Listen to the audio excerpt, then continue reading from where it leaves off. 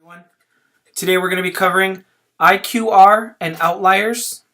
Alright, so the objective of this video is to identify the IQR, and in case you don't know, the IQR is the interquartile range. Interquartile might be one word, I'm not sure. Identify the interquartile range, and 2, identify any outliers. Alright? So I have 2 sets of data here. And these are car oil change stores or shops. Okay? So these are the times.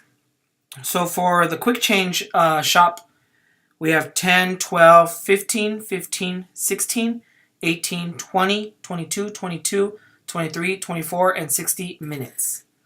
The speedy oil shop has 5, 24, 26, 30, 30, 32, 40, 45, 45, 55, 60, and 85 minutes for the oil changes, all right? So again, we want to identify the interquartile range and identify any outliers. So we're going to do that for each, okay? So to begin, we basically need a box and whisker plot. So let's go ahead and start. They're already in order, so that's the first thing you need to do. And then you need to identify the 5-number summary, which is the minimum, maximum, median, lower quartile, and upper quartile. Okay?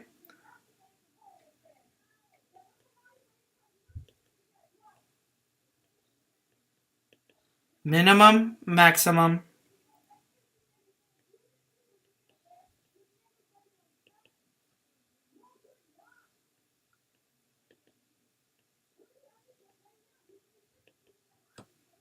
median, lower quartile, and upper quartile. So looking at the quick change, and you know what? I'll label this here, quick change, just quick change. Okay? So we know that's the data for quick change. The minimum of our data set is 10. The maximum, 60. The median, 1, 2, 3, 4, 5. 1, 2, 3, 4, 5. So we have 18 and 20 that are in the middle. 18 plus 20 is 38. And 38 divided by 2 is 19. So the median is 19. Now we break up the data. And then the other one will be here. The median of the lower quartile, which is over here, 10, 1, 2, 3, 1, 2, 3, it's going to be 15, right here. Okay, because 15 plus 15 is 30. 30 divided by 2 is 15. We're going to look over here. 1, 2, 3, 1, 2, 3. So you got to add up 22 and 23, which is 45. It's going to be 22.5. All right. So let's go ahead and create our box and whisker plot for this first one.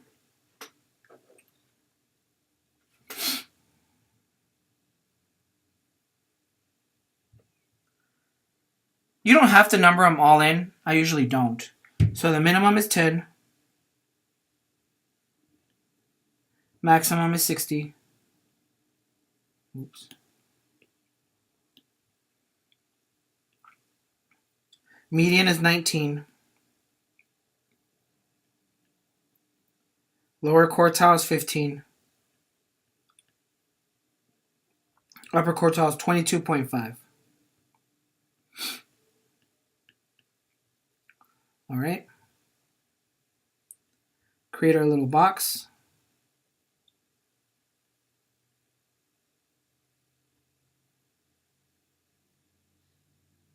And there you go. Okay? So we haven't even started doing the interquartile range. Now, in order to find the interquartile range, you have to subtract the upper quartile minus the lower quartile. Some textbooks refer to that as lower quartile is Q1 and upper quartile is Q3. I like doing lower and upper. It's easier to understand, I think. So let's go ahead and calculate that number. Upper quartile was 22.5 minus 15. 7.5. So our interquartile range is 7.5. Now, to find the interquartile range for the other data set, we're going to repeat the process. Looking at our data, I'm just going to copy it over. Okay, so the minimum, maximum, median, lower quartile, and upper quartile.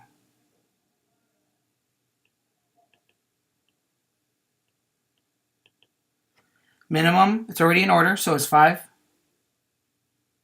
Maximum, 85. Median, 1, 2, 3, 4, 5.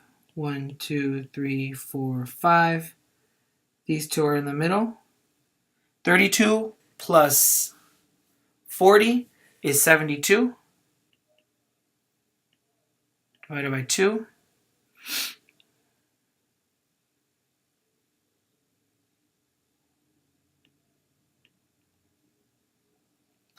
36. So our median is 36. And now we break that up again. Here's one data set. This is the lower quartile. And this is the upper. And we find the median again. It's 3 and 3, so we're going to add these two up, divide by 2. I'm going to guess that it's 28.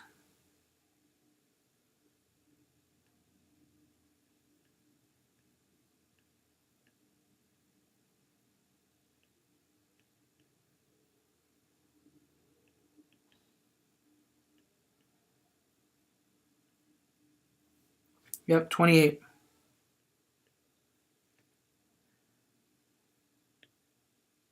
And the upper quartile, again, 1, 2, 3.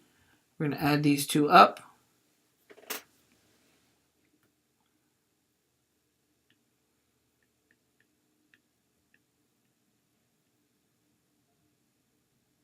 $100. And half of 100, when you divide it by 2, is 50. Upper quartile is 50. Now, just like before, we're going to go ahead and draw our number line. Minimum was 5. Maximum was 85. Median is 36. Lower quartile is 28. Upper quartile is 50.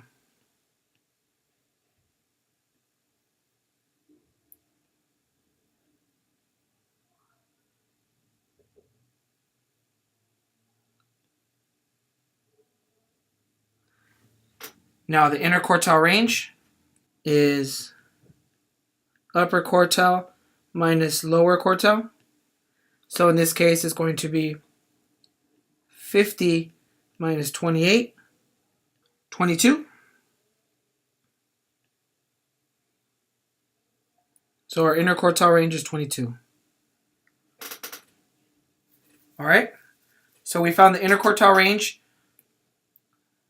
of both data sets. In the next video, we're going to continue and we're going to identify the outliers. Okay, so we got objective 1 completed. Thank you very much.